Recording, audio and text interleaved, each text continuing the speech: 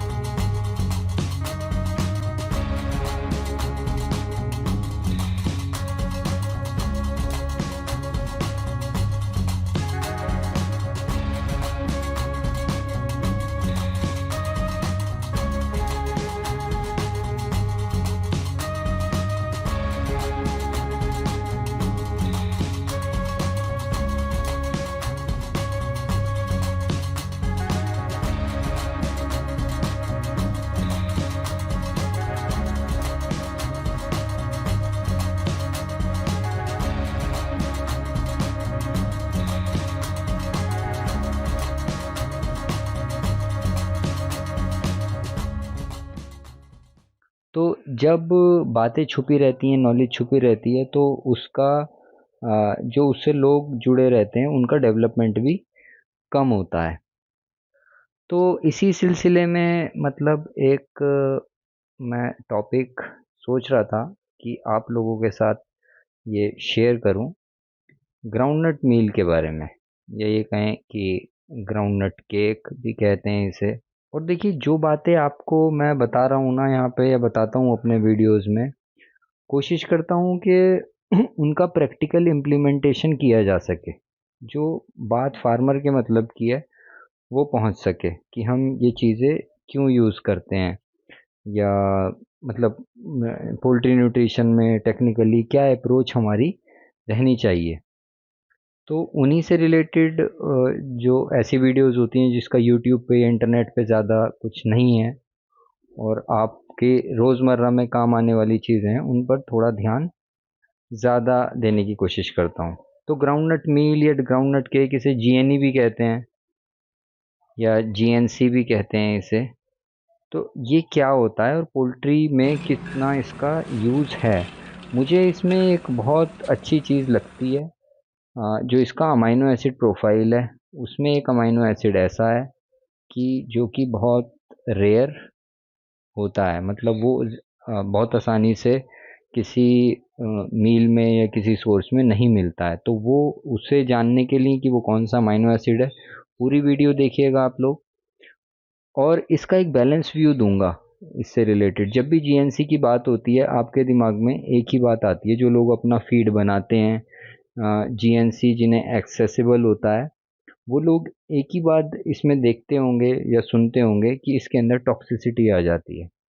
तो उसकी क्या सच्चाई है, और कितना हम इसका परसेंटेज इंक्लूजन फीड में कर सकते हैं मूंगफली की खल का।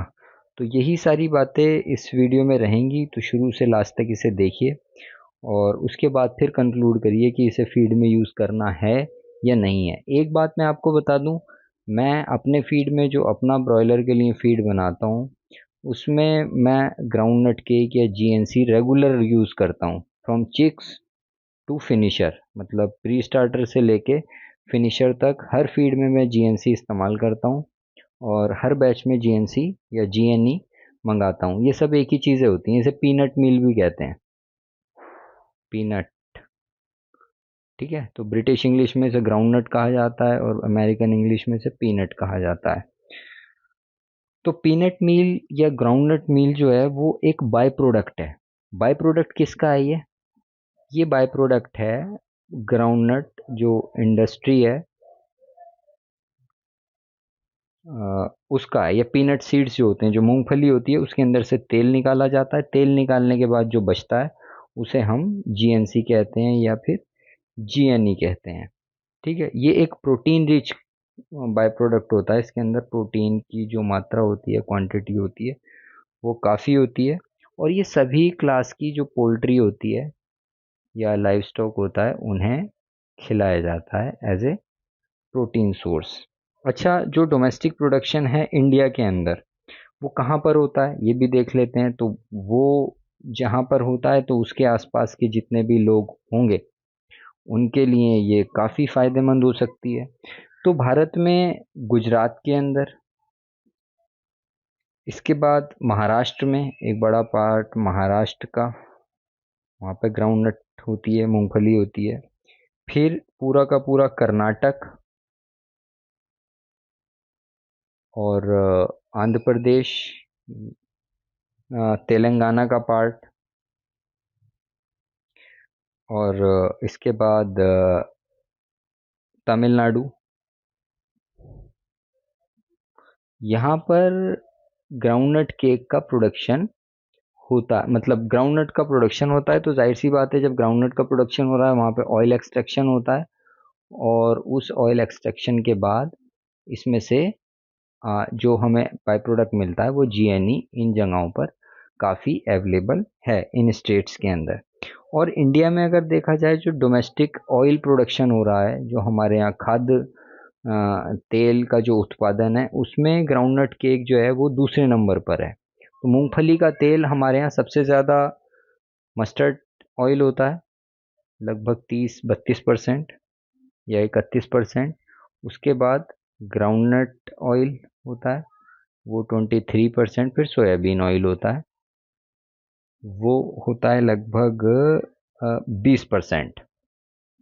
इसके बाद फिर और हैं, जैसे कैस्टर है, लिनसीड है, कोको कॉटन सीड है, वो 12% के करीब होता है। उसमें से 12%, मतलब टोटल जो ऑयल प्रोडक्शन हो रहा है इंडिया में, खाने का तेल का उत्पादन, उसमें से 12% के लगभग कॉटन सीड का रहता है। तो ये दूसरे नंबर की सबसे ज़्यादा ऑयल को प्रोड्यूस करने वाली क्रॉप है। तो इस जाहिर सी बात है कि इसका प्रोटीन का जो पार्ट है या जो केक है, प्रोटीन केक या ऑयल केक, वो भी काफ़ी ज़्यादा होता है।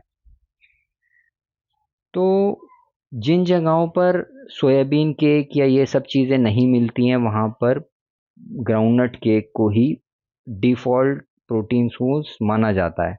मतलब जब तक सोयाबीन का अराइवल नहीं हुआ था इंडिया में, या जहाँ पर भी ये यूज़ होता है, सोयाबीन डीओसी नहीं थी, तब तक ग्राउंडनट पे ही दाना बनता था। ग्राउंडनट डीओसी या ऑयल केक को मान के ही, जैसे आप सोया डीओसी डालते हैं ना, 200 किलो 250 किलो ऐसे पहले ग्राउंडनट केक डाला जाता था, ये ग्राउंडनट डीओसी इस्तेमाल होती थी। लेकिन इसमें एक सीरियस इशू जो आता था वो आता था एफ्लाटॉक्सिन्स का। तो ये जो एफ्लाटॉक्सिन्स का इशू था, इसी की वजह से इसने मतलब बहुत लिमिटेड कर दिया था फार्मिंग को। एक तरीके से जो फार्मिंग लोग करते थे, तो एफ्लाटॉक्सिन्स की वजह से टॉक्सिसिटी आती थी, और यही एक मेन रीज़न है आज भी लोग ग्राउंडनट केक को इस्तेमाल करने से डरते हैं। तो 1960-70s में, मतलब जब एक्यूट क्राइसिस हुआ एफ्लाटॉक्सिन का, उसके बाद से बहुत सारी कंट्रीज़ ने इसे यूज़ करना बंद कर दिया या उसे लिमिट कर दिया। हमारे यहाँ तो ये काफ़ी टाइम तक होता रहा, सन 2000 तक इसका इस्तेमाल काफ़ी अच्छे पैमाने पर होता था, क्योंकि और कुछ इसमें हमारे पास अवेलेबल नहीं था इंडिया में। अच्छा, मूंगफली होती क्या है? देखिए, मूंगफली आप सब खाते हैं, सर्दियाँ आ गई हैं तो कितना मतलब लोग खरीदते हैं। तो मूंगफली जैसे ये हम मान लेते हैं ये मूंगफली है, ये इसका बाहरी बाहरी कवरिंग है ये आपको दिख रही है। इसके अंदर 2 या 3 दाने होते हैं मूंगफली के, इस टाइप से। तो ये जो बाहरी शेल होती है, तो ये अगर एक मूंगफली को हम लेंगे तो 21 से लेके 29% तक ये शेल होती है, ठीक है। फिर उसके अंदर दाने होते हैं, तो दानों का जो पार्ट होता है वो लगभग 79 टू 71% तक दानों का पार्ट होता है। इसके ऊपर एक छिलका भी होता है बहुत मामूली सा, तो वो भी 2-3% काउंट होता है।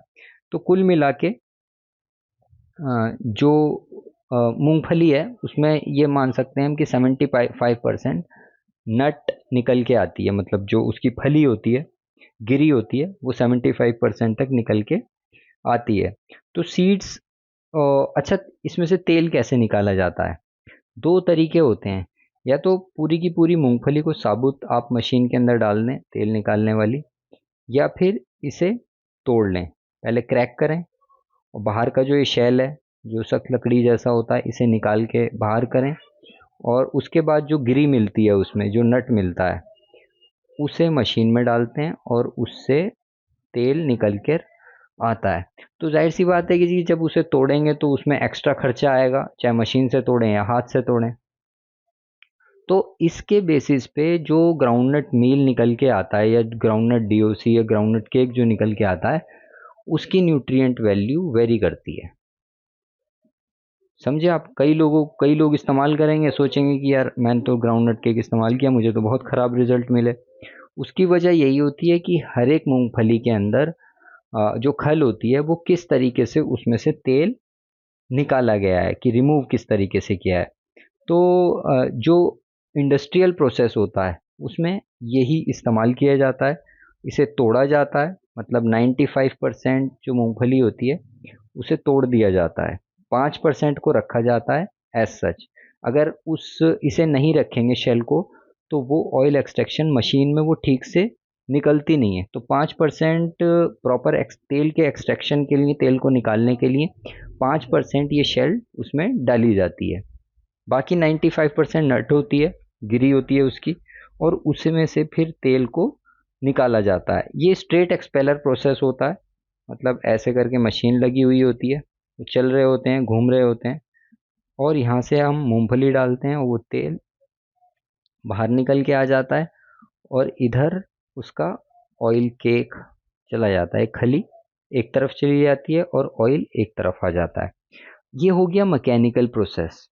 अब जो ये ऑयल केक आया है, इसके अंदर 5 से 7% तेल रहता है। तो इसका मतलब ये है कि इसके अंदर प्रोटीन कम होगा, क्योंकि प्रोटीन की जगह तेल आ गया है। थोड़ा फाइबर भी रहता है, तो प्रोटीन इस पार्ट के अंदर थोड़ा सा कम रहता है जब वो मैकेनिकली एक्सट्रैक्ट होता है। मतलब आपने गिरी को सीधा एक मशीन के अंदर डाला, मशीन ने उसे पीस दिया और पीसने के बाद तेल को अलग किया, लेकिन इसके अंदर थोड़ा बहुत तेल रह जाता है, 5, 7 या 10% भी रह जाता है, depending upon the efficiency of machine. तो ये जो आया है इसे हम ऑयल केक कहते हैं। तो आपने देखा होगा कि दो चीज़ें होती हैं। अगर कोई बेचता है जैसे, तो आपको कहेगा कि ग्राउंडनट केक चाहिए या ग्राउंडनट डीओसी चाहिए। तो ये जो मशीन से निकल के आया है ये है बेसिकली केक। इसके अंदर होगा प्रोटीन थोड़ा कम, सही है।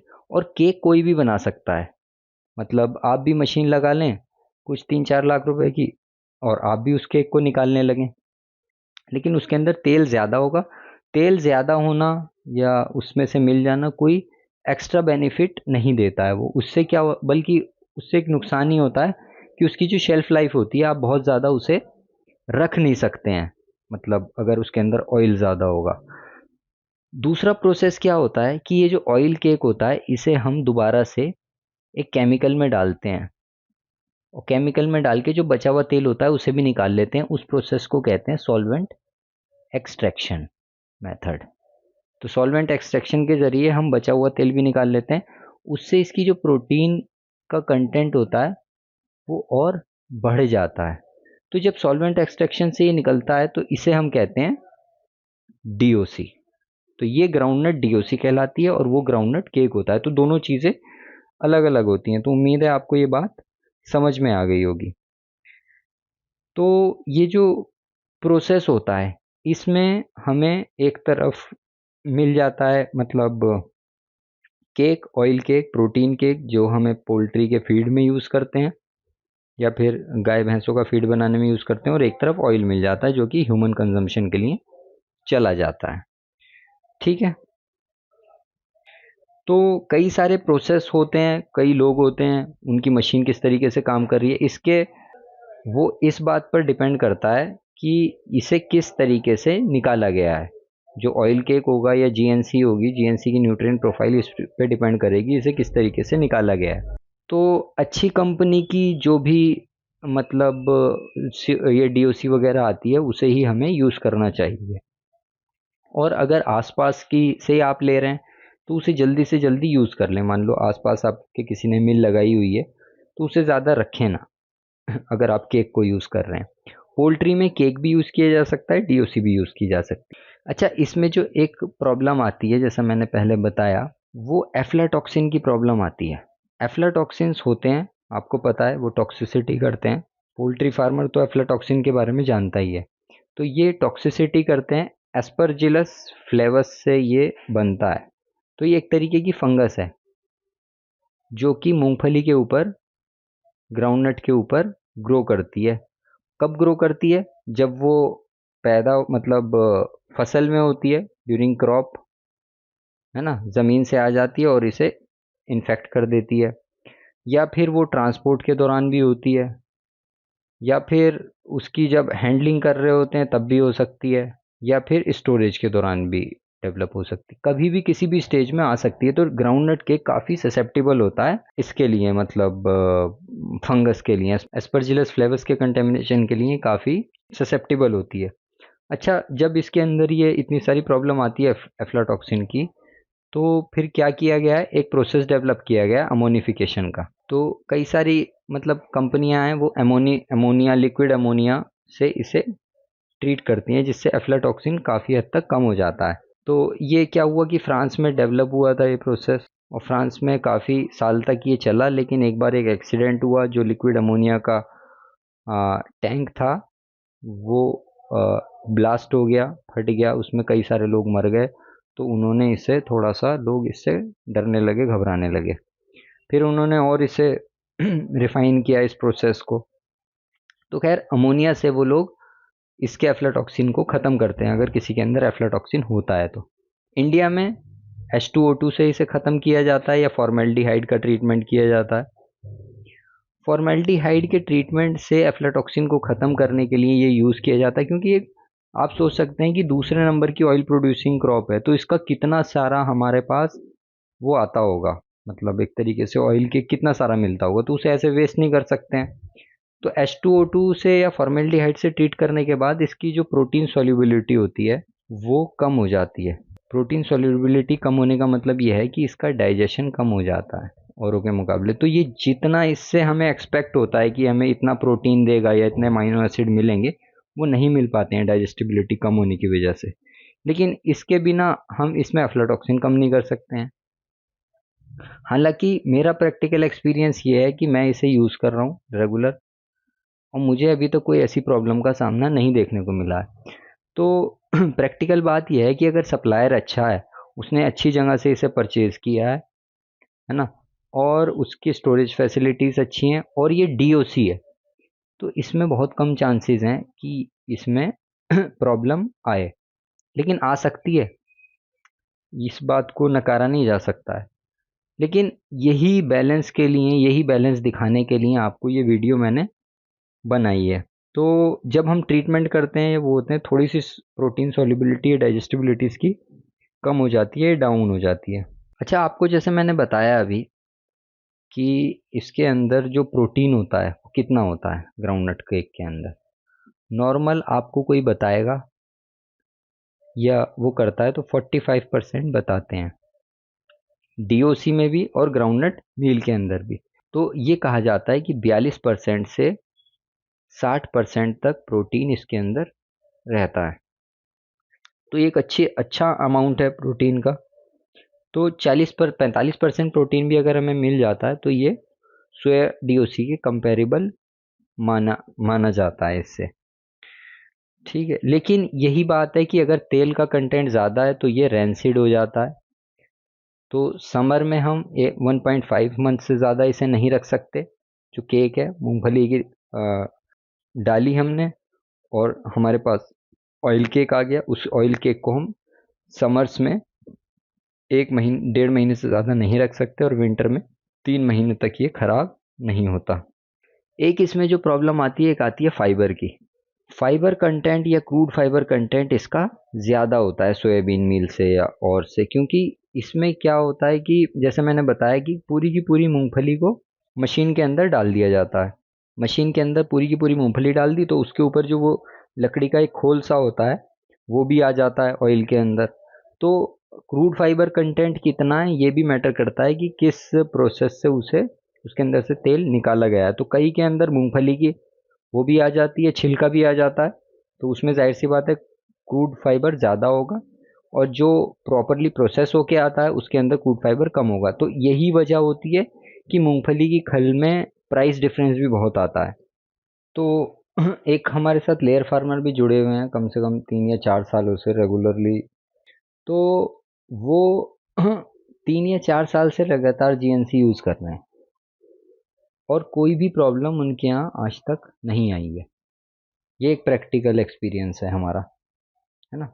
तो हम ये नहीं कह सकते हैं कि डरना ज़रूरी है, रिस्क मैनेजमेंट या रिस्क को कैलकुलेट करना बिल्कुल ज़रूरी है, लेकिन ऐसा भी नहीं है कि हम इसे बिल्कुल यूज़ ना करें। भाई हम अगर अपना फीड बना रहे हैं तो हमें पता चला कि टॉक्सिटी के सिम्टम दिखे, हमने तुरंत उसे रिट्रीव कर लिया, हमने निकाल लिया। ज़्यादा तो ये यूज़ नहीं करते हैं, 3 या 4% यूज़ किया जाता है ना। तुरंत हमने उसे निकाल के फीड दूसरा बनाना शुरू कर दिया। लेकिन अगर हम फीड बेचने के लिए बना रहे हैं और हमारे यहाँ का प्रोडक्शन ही 100 टन पर डे का है, तो उसमें से तो वो एक बार ख़राब क्वालिटी का फीड चला गया मार्केट में तो फिर वो वापस थोड़ी आएगा, और 100 टन फीड को डिस्कार्ड थोड़ी किया जाएगा या नदी में बहाया जाएगा या ग्राउंड में नहीं दबाया जाएगा उसे, वो तो यूज़ ही होगा फिर। तो ग्राउंडनट केक अगर अपना फीड बना रहे हैं तो बहुत ये एक रेट भी कम करेगा, और आगे जो मैं इसमें बात बताने वाला हूँ जिसकी वजह से वीडियो बनाई है वो भी हमें मिलेगी, मतलब वो एडवांटेज भी हमें मिलेगा। तो अब इसकी अमाइनो एसिड प्रोफाइल थोड़ी सी देख लेते हैं। जो ग्राउंडनट केक रहती है हमारी, उसके अंदर चीज़ होती है कि ये मेथियोनिन, लाइसिन, थ्रियोनिन, ट्रिप्टोफैन इनमें डेफिशिएंट होता है, ये इसके अंदर कम होती हैं। और लेकिन प्रोटीन परसेंटेज इसमें काफ़ी अच्छा रहता है, 45% तक रहता है। और सोया डीओसी से ये लगभग 7 से 10 रुपए तक सस्ती होती है। तो काफ़ी ये कम रख करने का, फीड की कॉस्ट को कम करने का एक इसके अंदर अच्छा पोटेंशियल होता है। और ये वाले जो अमाइनो एसिड आपको बताए हैं ये इसके अंदर कम होते हैं। एफ्लाटॉक्सिन की वजह से ये देखा गया है कभी कभार कि एग प्रोडक्शन, अगर ये लेयर फार्मिंग में आप यूज़ कर रहे हैं तो अचानक से एग प्रोडक्शन आपका डाउन हो जाता है। टॉक्सिसिटी के सिम्टम आपको दिखने लगते हैं, एग प्रोडक्शन डाउन होगा। बर्ड का वेट कम होता है, वेट रिडक्शन होता है ना। बर्ड फीड नहीं खाता, फीड को रिफ्यूज़ करता है, मतलब झटकने लगेगा, खाएगा नहीं, इधर उधर गिराने लगेगा और मुंह में से बाहर निकालेगा। कई बार ऐसा भी होता है कि जैसे वो उल्टी जैसी करता है, वॉमिटिंग जैसी वो करता हुआ आपको दिखेगा। और एग में भी इसके वो आते हैं, कंटेमिनेंट्स आते हैं एग के अंदर, और दूध के अंदर भी आते हैं अगर एफ्लाटॉक्सिन कंटेमिनेटेड फीड आपने बर्ड को खिलाया है। इसके बाद जो पोल्ट्री में इसे यूज़ करते हैं, जैसे मैंने बताया कि मिथ्योनिन वगैरह कम होता है, दूसरा फैक्टर ये भी देखा जाता है कि इसके अंदर क्रूड फाइबर कितना है। तो जैसे मतलब मैं बता रहा हूँ, यहाँ पे ये लेक्चर चल रहा है, ये सारे पॉइंट्स एक न्यूट्रिशनिस्ट देख सकता है या देखता है। अगर मेरी वीडियो देख के आप डायरेक्टली किसी से एक्सपर्ट से बिना पूछे अपने फीड में ग्राउंडनट केक मिला लें और उसे चलाने की कोशिश करें, तो हो सकता है आप फेल हो जाएं। तो किसी एक्सपर्ट की, किसी न्यूट्रिशनिस्ट की राय ज़रूर ले लें उससे पहले, इसे यूज़ करने से पहले। दूसरी चीज़ क्या होती है कि बहुत सारी स्टडीज़ में ये बताया गया है कि कितना इसे यूज़ करना चाहिए। तो 5 से लेके 15% तक लिटरेचर में है कि हम ग्राउंडनट केक को यूज़ कर सकते हैं। फिर वही बात फिर वही बात आएगी यहाँ पर कि वो डिपेंड करेगा क्रूड फाइबर कितना है, एफ्लाटॉक्सिन तो नहीं है, और अमाइनो एसिड्स वगैरह वो बैलेंस हैं या नहीं है। ये देखा गया है कि अगर आप ग्राउंडनट केक से फीड बनाएं, खाली ग्राउंडनट केक डालें उसके अंदर, और एक में सोयाबीन केक डालें, सोया डीओसी डालें, तो ये वाला जो फीड होगा ये हमेशा अंडर परफॉर्म करेगा। इसमें ना एफसीआर आएगा ना ग्रोथ आएगी प्रॉपर। सोया डीओसी के मुकाबले की बात हो रही है कि सोया डीओसी का फीड बढ़िया रहेगा। लेकिन अगर हम इसे और प्रोटीन सोर्सेज के साथ मिला देते हैं, मान लीजिए मस्टर्ड डीओसी यूज़ कर रहे हैं, डीओआरबी यूज़ हो रहा है, इसके अलावा सोया डीओसी यूज़ हो रही है, और हम ग्राउंडनट डीओसी यूज़ कर रहे हैं। अब ये वाला जो फीड बनेगा, इसकी परफॉर्मेंस सोया डीओसी के फीड से अगर ज़्यादा नहीं होगी तो कम भी नहीं होगी, मतलब इसके बराबर ही रहेगी। और इसमें थोड़ा सा हमें कॉस्ट का एडवांटेज मिल जाएगा, कॉस्ट हम इसमें डाउन कर पाते हैं। लेकिन फिर वही रहता है कि टॉक्सिसिटी वाला फैक्टर हमें ध्यान में रख के चलना पड़ता है। तो बिना किसी एक्सपर्ट गाइडेंस के इसे ना यूज़ करें। ठीक है, तो ये तो वैसे बहुत बड़ी एक वो थी, तो वो मैंने आपको थोड़े से उसमें बता दिया, इसका एक लब्बो लुबाब, इसकी समरी बता दी। अच्छा, एक जो बात है जिसकी वजह से ये बनी है वीडियो, वो ये है कि इसके अंदर, जैसा मैंने बताया कि ये प्रोटीन सोर्स है, प्रोटीन कंटेंट इसका काफ़ी अच्छा होता है, लेकिन इसके अंदर मिथ्योनिन, लाइसिन, थ्रियोनिन और ट्रिप्टोफैन की कमी होती है। लेकिन इसमें एक और अमाइनो एसिड होता है, आर्जिनिन, वो बहुत ज़्यादा मात्रा में इसके अंदर पाया जाता है। आर्जिनिन ये काफ़ी, मतलब ज़्यादा मात्रा में इसमें पाया जाता है, और किसी प्रोटीन सोर्स में जो एनिमल में या पोल्ट्री में यूज़ होती हैं, आर्जिनिन इतने उसमें नहीं मिलता जितने कंसंट्रेशन में इसमें पाया जाता है। तो इसका जो कंटेंट है वो लगभग, मतलब और चीज़ें जैसे मिथ्योनिन है ये 2% है, 1% है, 0.5, 0.2, तो ये आर्जिनिन 5 के करीब होता है। तो आर्जिनिन को लेने के लिए, मतलब आर्जिनिन कंटेंट डाइट का बढ़ाने के लिए हम ग्राउंडनट केक को यूज़ करते हैं। मेरा भी जो मैं आपको बताया कि मैं इसे प्री स्टार्टर से यूज़ करता हूँ, यही इसका एक रीज़न रहता है कि इसके अंदर आर्जिनिन की जो अवेलेबिलिटी है, आर्जिनिन की जो प्रेजेंस है, वो काफ़ी ज़्यादा होती है। लेकिन इसमें अमाइनो एसिड्स को बैलेंस करना बहुत क्रिटिकल एक काम होता है। अगर हमने उसे नहीं बैलेंस किया अमाइनो एसिड्स को, तो हम आर्जिनिन से मिलने वाले बेनिफिट्स को यूज़ नहीं कर पाएंगे, उसको यूटिलाइज नहीं कर पाएंगे। तो ज़रूरी होता है कि हम और अमाइनो एसिड जो चीज़ें मिला रहे हैं, सोया डीओसी मिला रहे हैं, मस्टर्ड डीओसी, एमबीएम, या कुछ भी मिला रहे हैं, सनफ्लावर केक है, डीओआरबी है, उसके साथ ग्राउंडनट केक के अमाइनो एसिड्स को बैलेंस करना होता है। जब वो बैलेंस हो जाते हैं तब प्रॉपर रेशो आर्जिनिन का बनता है, और तब वो अपना एक पॉजिटिव इफेक्ट दिखाना शुरू करता है। अच्छा, सर्दियों के अंदर, विंटर्स के अंदर आर्जिनिन की बहुत इंपॉर्टेंस रहती है। ये क्या करता है, ये कार्डियोवास्कुलर सिस्टम जो होता है, जिसकी वजह से एसाइटिस होता है, उसे, मतलब एक तरीके से उसमें बहुत बेनिफिशियल काम करता है। ये नाइट्रस ऑक्साइड बनाता है आर्जिनिन, ये इसका नॉन प्रोटीन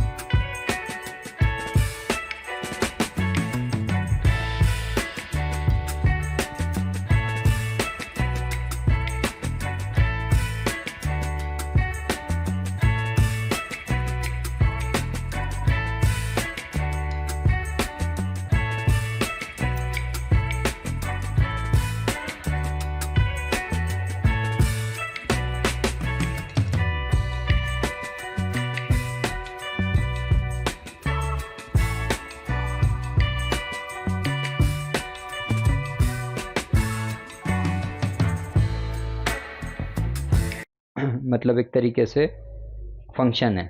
नाइट्रस ऑक्साइड बनाता है, और नाइट्रस ऑक्साइड जो वेसल्स होती हैं, ब्लड वेसल्स होती हैं जिनके अंदर ब्लड बह रहा होता है, उसमें नाइट्रस ऑक्साइड उन्हें ढीला करता है।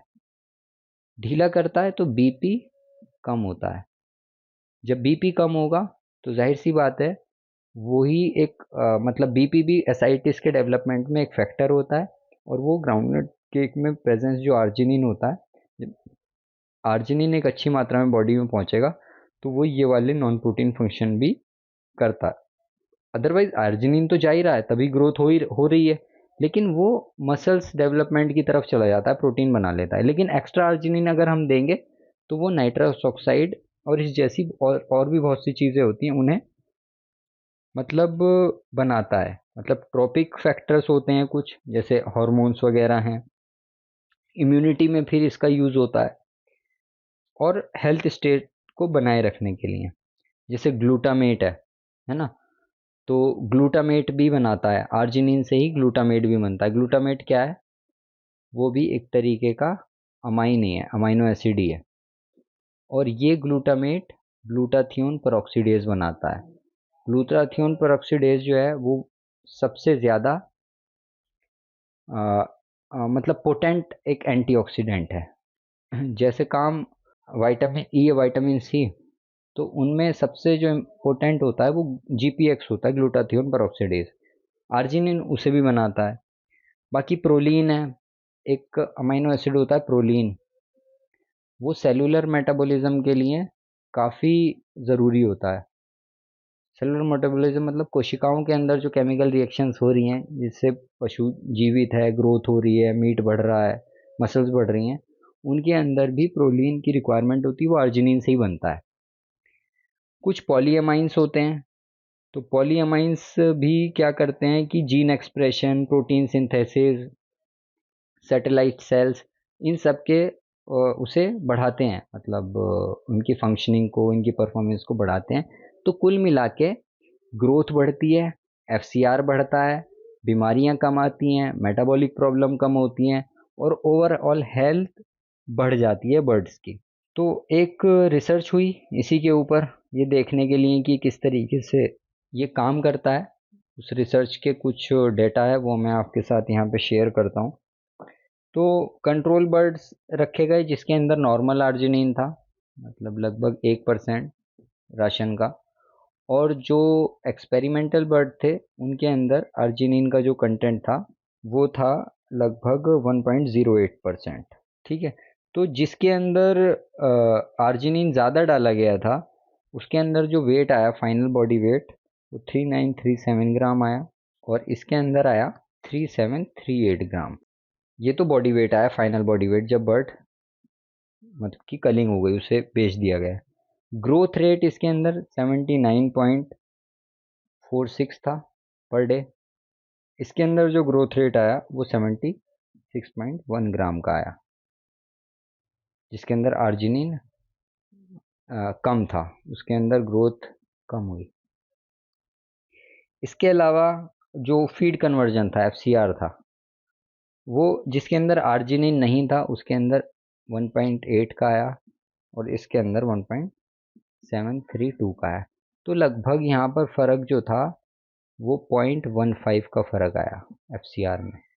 तो मतलब अगर 10,000 की फार्मिंग हो रही है तो आपके सीधे सीधे 30-35 हज़ार रुपये तो यहीं बच गए, और आपका फीड भी सस्ता हो गया उस मुकाबले में, मतलब आर्जिनिन के उसकी वजह से। तो ये वाले जो फैक्टर हैं जो मैंने आपको बताए, इसकी वजह से आर्जिनिन एक इम्पैक्ट डालता है ग्रोथ के ऊपर, रिप्रोडक्शन के ऊपर।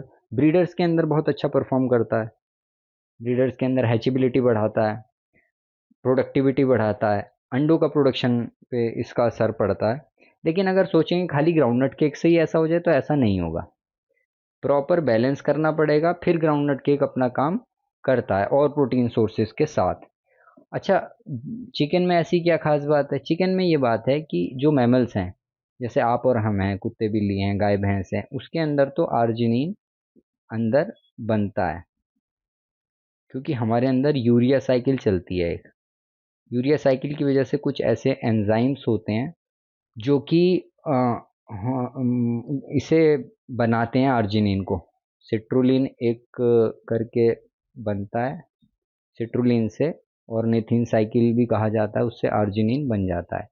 लेकिन वो एंजाइम्स कार्बामाइल फॉस्फेट सिंथेज एंजाइम होता है, वो एंजाइम चिकन्स के अंदर या मुर्गियों के अंदर, बर्ड्स के अंदर नहीं होते हैं।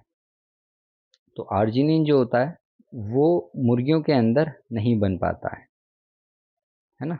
तो वहाँ पे उसे बाहर से देना हमें ज़रूरी होता है। तो जब हम इसे देते हैं, बढ़ाते हैं फीड के अंदर, तो ये अपना असर दिखाता है। तो जो घर लेके जाने वाली बातें हैं या आपको दिमाग में रखने वाली बातें हैं वो ये हैं, एफ्लाटॉक्सिन और आर्जिनिन, इन दोनों का बैलेंस रखेंगे तो ग्राउंडनट केक को बहुत अच्छे से यूटिलाइज कर सकते हैं।